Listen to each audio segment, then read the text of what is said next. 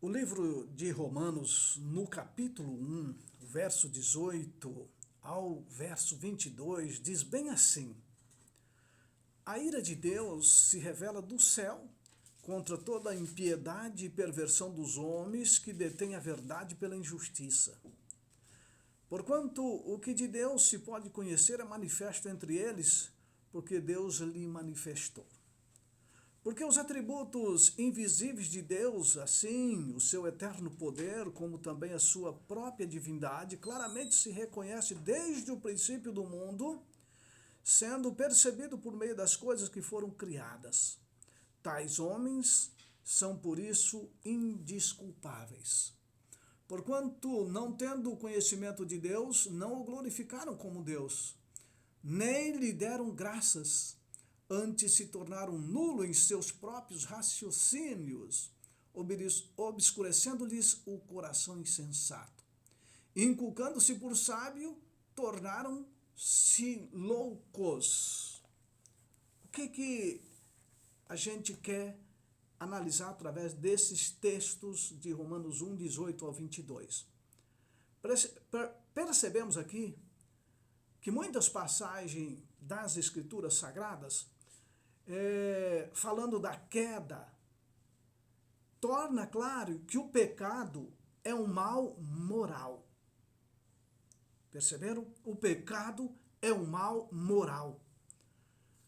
O pecado é um agente, ou é resultado de um agente moral livre, que decide violar a lei de Deus ou não. Portanto, é livre, o ser humano tem a liberdade de escolher violar ou não a lei de Deus, como esse texto aqui mostra. Deus se revelou, Deus fala, Deus, ele mostra através dos seus atributos a sua divindade, e o ser humano está livre para aceitar ou não a divindade de Deus. Está pronto para decidir ouvir a voz de Deus ou não.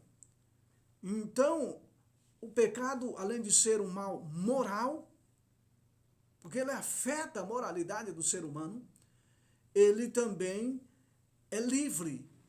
O ser humano decide o que quer fazer. Deus não proíbe você seguir o seu caminho. Portanto, o pecado é um mal moral, o resultado de um agente moral livre que decide violar a vontade revelada de Deus. Quando você olha para a palavra de Deus, qual é a definição de pecado? O que você acha que é pecado? Se nós vamos para João 3, verso 4, 1 João 3, verso 4, diz que pecado é iniquidade. Ou, outra tradução diz que pecado é transgressão da lei. Se nós vamos para Tiago 4, verso 17, diz que pecado pode ser uma falha de que você sabe que deve praticar uma ação, uma boa ação, e não faz. Por exemplo, que sabe que deve fazer o bem e não faz. É pecado. E o livro de Romanos 14, 23 diz que tudo que não provém de fé também é pecado. Então, uma definição mais abrangente de pecado pode ser dita assim: pecado é qualquer desvio da conhecida vontade de Deus, quer seja por negligência em fazer aquilo que ele ordena que seja feito, quer seja por fazer aquilo que ele proíbe especificamente. Então, desvio da vontade de Deus. Pecado é isto: desejar fazer aquilo que a palavra de Deus proíbe especificamente. Negligência em fazer o bem. Percebeu?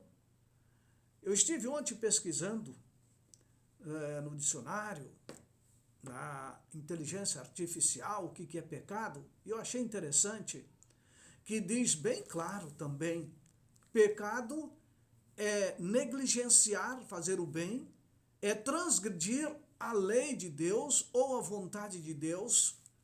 Interessante. Então o pecado, ele não conhece neutralidade. Cristo, ele declara, quem não é por mim é contra mim. Então, deixar de crer em Jesus, podemos definir também como pecado. A Bíblia define como pecado. Quem não é por mim é contra mim. Então, deixar de crer em Jesus Cristo, segundo João 16:9, é pecado. Então, o pecado é absoluto em seu caráter, porque ele é a rebelião contra Deus e a sua vontade manifestada. Hoje existem muitas teorias de que não existe pecado. Ah, meu querido, entenda o sentido dessa palavra. Pecado nós podemos definir como sair da linha, deixar de fazer o que é correto e fazer o errado. Tá certo? Qualquer pecado, pequeno ou grande, ele vai resultar no veredito de culpado.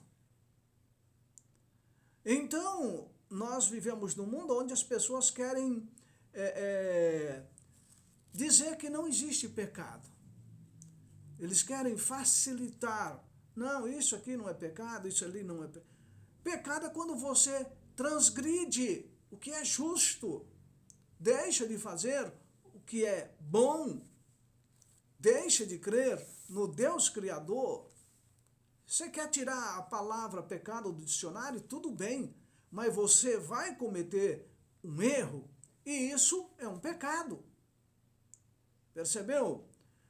Porquanto todo aquele que diz que guarda toda a lei, mas tropeça em um só ponto, se torna culpado de tudo ou de todos.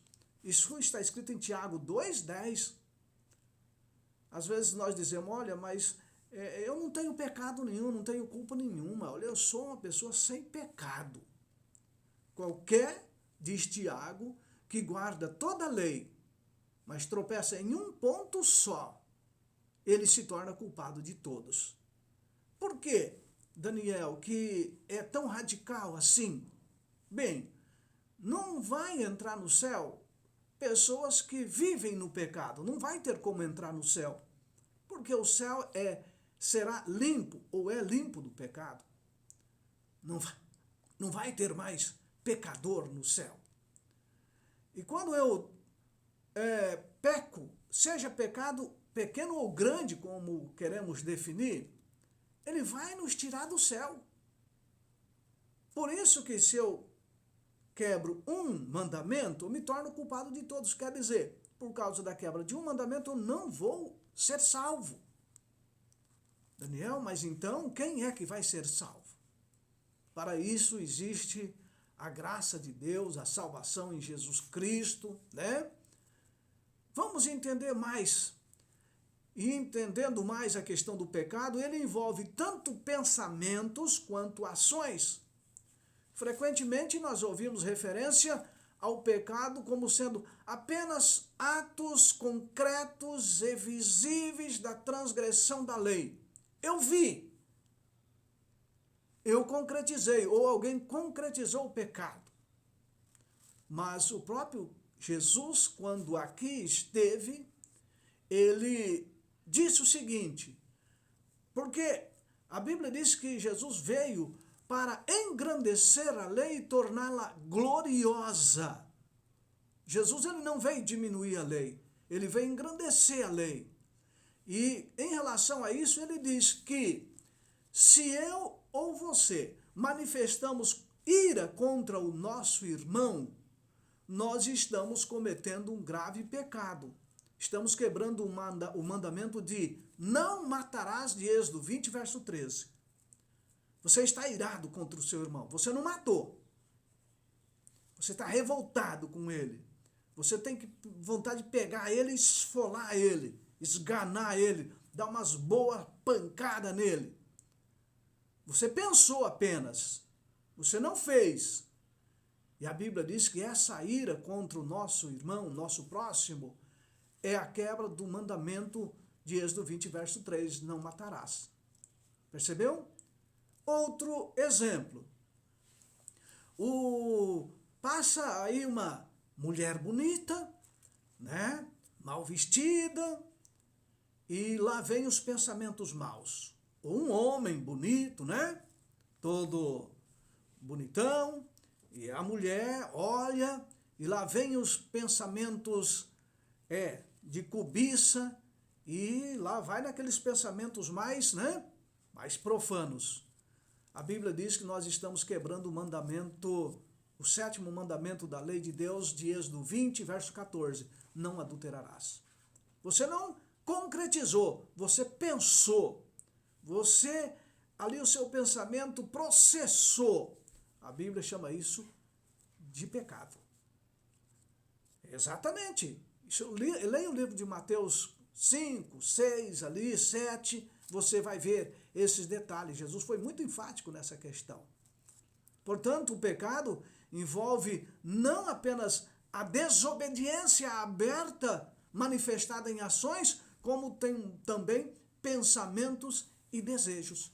Por isso, a Bíblia é enfática em dizer que não há nenhum justo, ninguém é livre do pecado. Percebeu? O pecado, meus queridos, ele produz culpa na gente, no ser humano. E sob a perspectiva bíblica, culpa significa que alguém que cometeu o pecado está sujeito à punição. Se você sente culpa é porque você está sujeito a ser punido.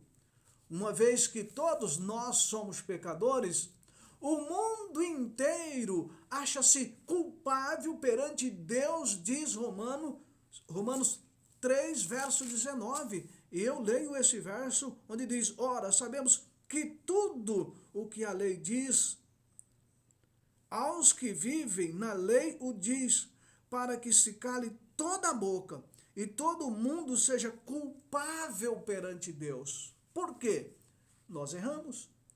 Errou, você tem culpa. Ou como dizemos, tem culpa no cartório. Você comete um adultério, a sua mente fica ali, fica ali trabalhando, né? Meu Deus, o que eu fiz? E se a minha esposa descobrir? E se o fulano, né? Enfim, é uma culpa. Se você rouba, ali a consciência fica, puxa, eu roubei, né? Olha, entendeu? Se você agride alguém no trânsito, ou em qualquer lugar, a sua mente vai ficar ali culpando. Eu agredi, eu não podia ter feito isso. Portanto, meus queridos, todos nós somos culpáveis perante Deus. Temos culpa no cartório, porque nós erramos. Ou nós transgredimos a lei, ou deixamos de fazer o bem, ou deixamos de crer em Cristo Jesus.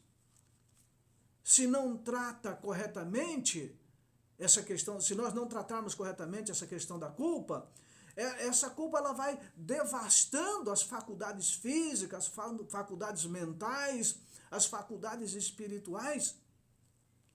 Então a culpa ela tem que ser tratada. A culpa, meus queridos, ela leva a pessoa ao desespero, leva a pessoa à ansiedade, leva a pessoa à depressão, leva a pessoa a ficar para baixo, né?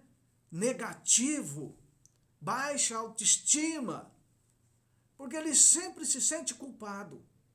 Culpado porque não educou bem o filho, culpado porque cobiçou, culpado porque roubou, culpado porque adulterou, culpado porque feriu a esposa ou a esposa feriu o esposo, culpado porque não pagou, né? Porque deu calote em alguém. Enfim, as culpas são tantas. E nós, meus queridos, pecadores, somos culpáveis perante Deus. Certo? Então a culpa ela devasta as faculdades mentais, físicas e espirituais. E se a culpa ela não for solucionada, ela pode trazer a morte. Uma vez que o salário do pecado é a morte, como Romanos 6:23 diz. E Daniel, mas então eu que vivo me culpando, sempre vivo me culpando. E agora? Ah, meus queridos, existe o perdão. O livro de Mateus 6:12 diz bem assim. Deixa eu achar aqui o livro de Mateus 6:12 para nós entendermos o que Jesus disse. Lá em Romanos 6:12 diz assim, aliás, Mateus 6:12, e perdoa as nossas dívidas, assim como nós perdoamos os nossos devedores. O conselho de Deus é que eu e você perdoamos as nossas dívidas. Nós devemos ir a Jesus. Ele vai nos perdoar. Quando nós confessarmos nossos pecados, nossas culpas, Ele vai nos perdoar. Se Jesus nos perdoa, nós também devemos nos perdoar. Nós não devemos ficar remoendo uma culpa que eu já confessei a Jesus. Portanto, amados ouvintes, lembre-se que o perdão é a solução. O perdão é aquilo que vai trazer a paz. Se você foi a Jesus, Ele lhe perdoou. Se você foi ao seu próximo, Ele lhe perdoou. Se perdoe também. Perdoe a nossa dívida, tá certo? Como diz aqui, e perdoa as nossas dívidas. Deus está pronto a nos perdoar. Ele tem o perdão. Ele está pronto para nos perdoar. Não deixe a culpa lhe destruir, meu querido. Você cometeu um pecado que está judiando de você. Você tem uma culpa que está atormentando a sua vida. Vai a Jesus. Leve esse fardo aos pés de Jesus e Ele vai lhe perdoar. E também se perdoe. Se Jesus apaga e esquece, eu também devo esquecer. Quando há o perdão, quando recebemos o perdão de Cristo e temos a certeza de que Ele nos perdoou e nós também nos perdoamos, então esse perdão ele vai limpar a nossa consciência, a nossa alma. Nós vamos viver em paz mental. Então não fiquem sofrendo com a culpa, meus queridos. Jesus, Ele pode aliviar essa culpa sua. Você está sofrendo aí, depressivo, ansioso, triste, porque você está se sentindo culpado de uma coisa, vai a Jesus, tá? Ele quer te dar uma paz mental, vai gerar isso em você, paz espiritual. A disposição perdoadora de Deus anseia por garantir o perdão a todo pecador arrependido. Cristo lhe convida graciosamente a raça culpada, a raça subjugada pelo pecado, e ele diz: vinde a mim, todos vocês que estão cansados e sobrecarregados, e eu vos aliviarei. Percebeu? Nós não podemos viver sobre a tirania da culpa, porque existe solução. Somos pecadores, pecamos constantemente, mas não fique sofrendo, a não ser que você não faça Jesus. Ele diz: vinde a mim, traga suas culpas a mim, traga os seus pecados a mim, eu vou apagar, eu vou aliviar vocês, né? Você está cansado, está carregando um fardo terrível. Quantas pessoas, irmãos, amigos, estão nos corredores de hospitais, gastando fortuna nos laboratórios, fazendo exame daqui e dali.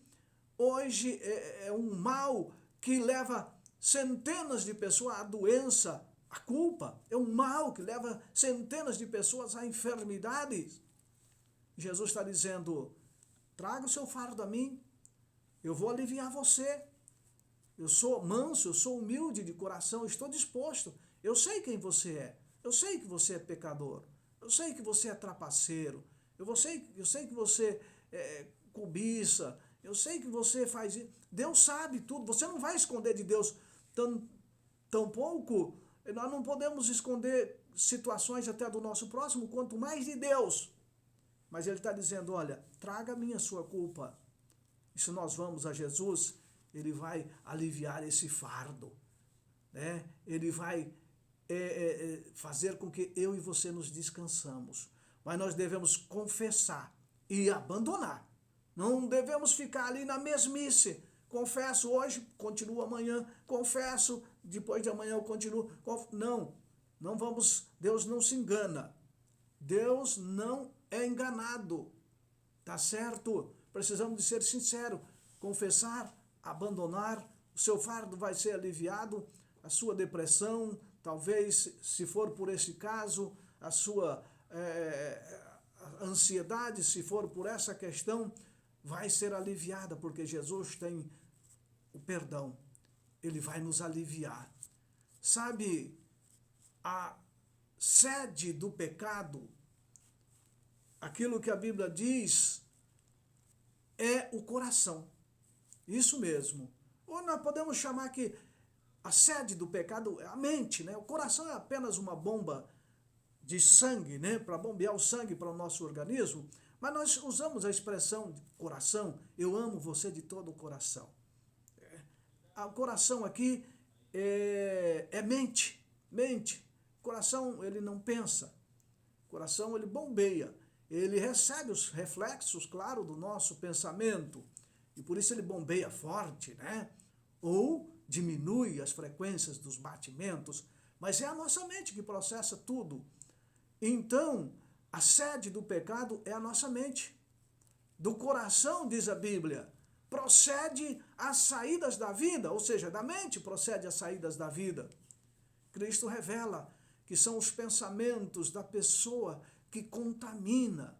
Porque dos pensamentos, ou seja, do coração, entendendo? Coração aqui, como símbolo ou sede de guardar, recepcionar, expressar, porque do coração procede os maus desígnios, homicídio, adultério, prostituição, furto, falso testemunho, blasfêmia, diz Mateus 15:19.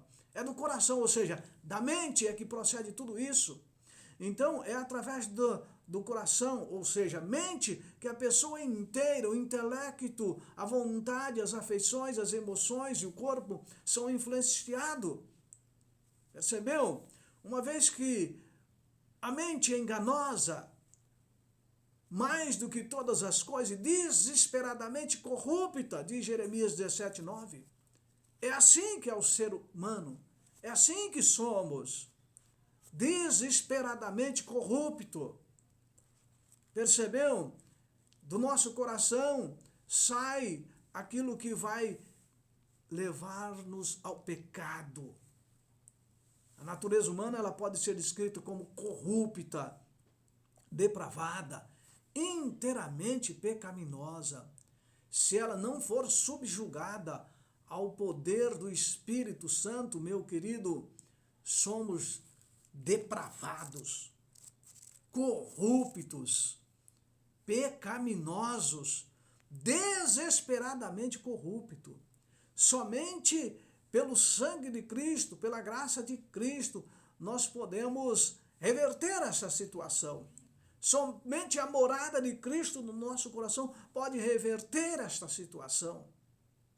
Se nós deixarmos Jesus morar no nosso coração, esta corrupção, esse desesperadamente corrupto pode ser amenizado, somente pela graça de Cristo. E alguns poderão imaginar que a sentença de morte foi demasiadamente severa como penalidade por Adão e Eva ter comido do fruto. Nossa, mas só porque eles comeram um fruto, Deus fez isso com eles? Nós podemos avaliar a gravidade da transgressão à luz dos efeitos do pecado de Adão e Eva. Quão devastador foi os efeitos. Adão e Eva recebeu a ordem, não comam. E eles transgrediram. E agora, às vezes dizemos, mas Deus foi muito muito severo com Adão e Eva. Mas você imaginou a gravidade, os efeitos que esse pecado trouxe? Que essa transgressão trouxe? Lá no céu, o anjo caído, né? Você imaginou a transgressão dele? O que causou? Perceba o que é a transgressão? Às vezes a gente fica minimizando uma transgressão. Ele cobiçou o lugar de Deus, achou que Deus era um governo fraco, né? um governo injusto, queria ser igual a Deus. Imagine o que aconteceu, as consequências. Depois veio para Adão e Eva as consequências. Por exemplo, como consequência daquilo ali, o filho mais velho de Adão matou o seu irmão, né? Caim matou o seu irmão Abel. Olha a consequência. É pouca coisa isso? Os descendentes depois de Caim estavam violando a sagrada união matrimonial e começaram a se envolver em poligamia. Quanto problema que trouxe a poligamia, consequência lá do fruto. Parecia pouca coisa, né? Deus parecia muito severo, mas olha as consequências. Não demorou muito para que a maldade e a violência tomasse conta de toda a terra. Percebeu? Os apelos divinos para que se praticasse o arrependimento, deixasse o pecado, não foram atendidos. E Deus precisou de destruir toda a raça humana, exceto 8 pessoas. Noé e a sua família. A maldade foi tão grande, percebeu a consequência? O livro de Gênesis diz que a maldade era tamanha. Deus chegou a arrepender-se de ter feito o homem. Então, meus queridos, o pecado ele é gravíssimo. Lúcifer arrastou a terça parte dos anjos celestiais. Anjos santos de Deus se tornaram demônios. E agora, esses demônios, junto com esse anjo mau, vem demonizando o ser humano, levando o ser humano à perdição. Olha quanta tragédia. Parecia Deus severo demais por expulsar Lúcifer e a terça parte dos anjos do céu. Parecia severo demais Deus expulsar Adão e Eva do jardim do Éden. Parecia severo demais Deus destruir a terra com o dilúvio. Mas olha as consequências do pecado. Imagine se Deus ele não limitasse as ações e atitudes humanas. Percebeu? A história da raça humana após o dilúvio, com poucas exceções, representa um deplorável relato crescente da pecaminosidade da natureza humana. Olha o mundo que vivemos hoje. Não, pecado não existe. Pecado não é tão severo assim, não. Precisa do pecado, ou o pecado trouxe a morte, precisa do mal, o pecado é mal. E aí alguns dizem assim, não precisa do pecado, ou seja, do mal e do bem, para haver ali um contrapeso. Existe essa tendência de pensar assim, deve haver um contrapeso. Imagine se fosse só o bem. Não seria bom, alguns assim dizem. Imagine se fosse só o mal, também seria terrível. Então precisa de haver os dois, para que haja um contrapeso, para que o ser humano seja feliz, precisa de haver os dois. Olha que pensamento diabólico. Percebeu? Então, meus queridos, as consequências do pecado foram e são terríveis. Então a atitude de Deus não foi uma atitude severa demais, era necessário. Ele agiu de uma forma necessária.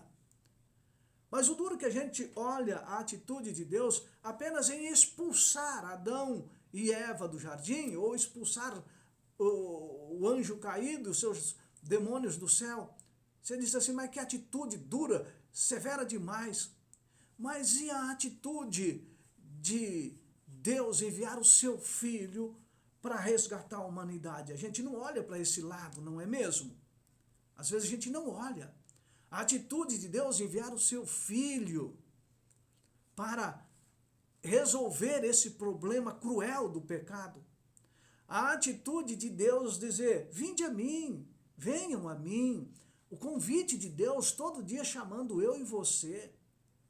O duro que às vezes eu foco na severidade de Deus em expulsar Lúcifer do céu. Eu foco na severidade de Deus em expulsar Adão e Eva do jardim. Mas eu não foco no plano de Deus em salvar. Existe o plano do mal que foi criado por Lúcifer, mas existe um plano melhor do que o mal, o plano do mal. Existe um plano de resgate. E às vezes nós não olhamos para o plano do resgate. O pecado é mau. O pecado traz tragédia, traz morte. E Jesus está dizendo, venha a mim. Eu estou pronto a resolver esse problema. Estou pronto para tirar essa culpa de você, aliviar o seu fardo. Portanto, meus queridos, a solução para o problema do pecado, e a solução é Jesus. Você está sofrendo por causa do pecado? Eu estou. Você está. A humanidade está. A humanidade está triste. Está vendo tanta tristeza. Mas Jesus promete que vai solucionar tudo isso. Creia em Jesus, que há uma solução. Não fica olhando só para o mal e o pecado. Olhe para a solução que é Jesus. Vamos orar, Pai querido, obrigado. Porque infelizmente há o mal. Mas obrigado porque o Senhor trouxe o bem. O Senhor trouxe a salvação, o resgate. O Senhor alivia a nossa culpa. O Senhor alivia o nosso fardo. O Senhor perdoa-nos. E quando o Senhor nos perdoa, o Senhor sara as nossas depressões, as nossas ansiedades. O Senhor sara a nossa culpa, a nossa alma. Obrigado, ó Pai, porque o Senhor, mesmo em meio à tragédia que assolou ou assola a humanidade, que é o pecado, o Senhor está aqui para estar junto de nós, ao nosso lado, segurando a nossa mão, dando-nos o poder para vencermos o mal. Fica conosco. Perdoa os nossos pecados, ó Pai. Alivia a culpa de teus filhos. Tira o pecado de cada um de nós. Lança nas profundezas do mar, ó Pai. Oramos no nome de Cristo Jesus, o nosso Salvador. Amém? E amém. Que Deus abençoe você grandemente. Tenha um feliz sábado, um bom final de semana. Espero você no próximo programa, se assim Deus nos permitir. Até lá.